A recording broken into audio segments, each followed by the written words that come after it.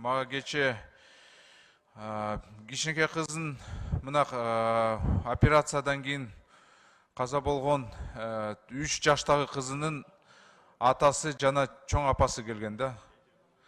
Мына КГМАнын стоматологияда операцияны кылып, бирок тилекке каршы ошол кыз каза болуп калды. Атанын уксаң, чоң апасынын уксаң, энесинин уксаң жүрөк жарылат да. Араң эле уктум ошону. Мен мындай ойлодум да, бизде жеке менчик, башка ишыл медцентрлерде бир топ эле уже халатность, некомпетентность болуп калды да. Бул коррупция эмес, көбүнчө шалакылык болуп атат да. Же кебир мисалы жакшы билимди ала албай, азыр мына операцияны кылып атышат.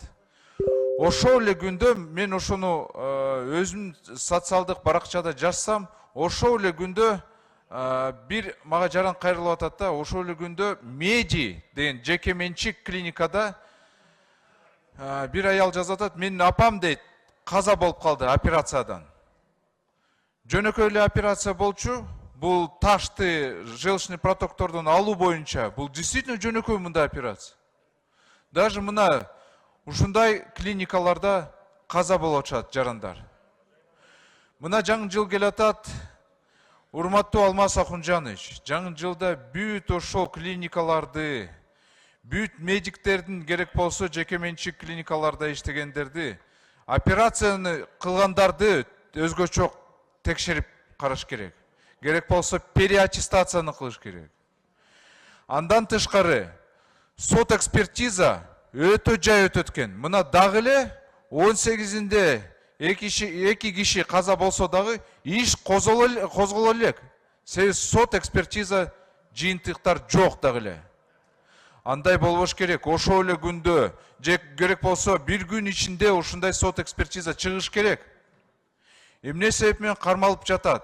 Мына жарандар илеп атышат, айтып атышат. Же коррупция негизинде, же ишил булар өйдө чыгып ушундай кармап атышабы? Андай негизи болбош керек. Мен ойлойм, бул биздин сот экспертиза жай болуп аткан, же шалакылык ошол эле жерде дагы болуп атат. Урматтуу Алмаз Акунжан, суранат элем, сот экспертизаны чыгарып, ошону жарандарга берсеңиздер, иш козготуп, ошол врачтарды камакка алыныш керек. Жарандар жөнүндө каза болбош керек, жөнөкөй операцияны каза болбош керек да. А то биздин медицина таптакыр эле мына төмөндөдү. Бул саламаттык сактоонун тармагында көрсөткүчү. Биз ушундай бара берсек, конечно, албетте башка мамлекеттик кызматкерлер бул жерде операцияны кылбай тышка кетип операцияны кылышат. А бирок жөнөкөй жарандар алардын каражаты жок да. Ошон үчүн суранат элем. Ошол медициналык клиникаларды бүт барын текшерип чыккыла.